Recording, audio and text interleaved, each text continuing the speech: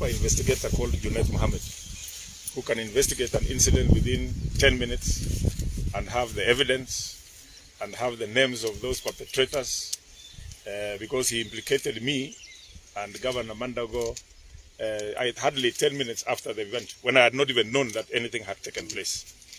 What I want to say is this: as politicians, we should desist from hiring people or ferrying our youth to go and heckle others, even at funerals. It is an African, it is not in the Kalenjin culture, it's not in the African culture. They know, the police know from those who have recorded statements. They have recorded statements and they have given the names of those who ferried youth to the venue. And they are known. But because they want to try and build a narrative that those associated with William Ruto, the close associates of William Ruto, as they call it, are the ones perpetrating violence, that is why you find that my name and Sudi have been put in the list. We are ready to bear the brunt. We are there for justice. Everybody knows that we are, my style of politics. Our style of politics is development oriented. We have always been preaching peace. So we want to call on the residents of Uasin Gishu to be cleverer than the investigator Junaid, to be cleverer than the DCI, which has been captured by state capture. And I want to tell Kenyans that the true liberation of Kenya is on 9th of August. All those who have been claiming to be fighting for liberation were pretenders. We never knew. They were just pretenders, same monkeys, same trees, maybe different trees, but the monkeys are the same. So we are heading to Nakuru to go and listen to this nonsense, because it is purely nonsense. And whatever they want to do, we are ready for it, because mimi na Sudi tunajua sisi ni weupe kama pamba. Na sisi ni pamba yenyewe, sio kama wengine who are now under state capture, and they will they are ready to tell a lie. I am even shocked that Junaid would tell such lies during the holy month of Ramadan.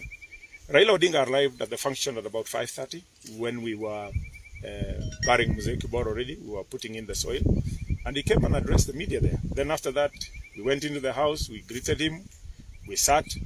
Governor Mandago was called to go and lay the wreaths. He went out and came back. Then I was called to go and lay the wreaths. I went out and came back. And we sat. I sat even between Junaid and Babu Owino, and we were chatting. And I was even asking Junaid, thank God I asked him. I told him, you're such a liar. The president told a lie that William Ruto tried to impeach him. Raila Odinga denied that he didn't know about it. But you went ahead to give a story that covered 4 pages in the media that there was a plan to impeach the president, when the actual co-collaborator has denied that there was no story of impeachment. And Junaid told me, you know, Caleb, this is politics. At times we have to tell lies so that we survive. So it's, I'm not shocked. This is something that is very sad, that a serious institution that has consumed a lot of taxpayers' money to train members of the DCI and all is now being used as a casual. Even the wazee wa mitas, who are not paid any salary, can do a better investigation than those fellows.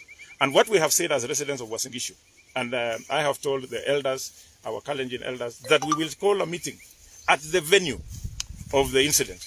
We shall call a meeting, and according to our culture and Christian culture, we shall pray and we shall name the politicians who ferried youth. We shall name those who bought them alcohol. We have the numbers of the tractors and their lorries, and those who were shouting and jeering others. We have all their names. And as was said yesterday by our party leader, and I want to thank the Deputy President for his magnanimity, because he came out and decided, because the incident happened in my constituency, he gave an apology on behalf of the UDA party and on behalf of the family of the people of Soy. He gave an apology. Unlike Raila, who was trying to qualify that William Ruto had no right to go to Kondele, and therefore he had to be stoned. So I think Kenyans are awake.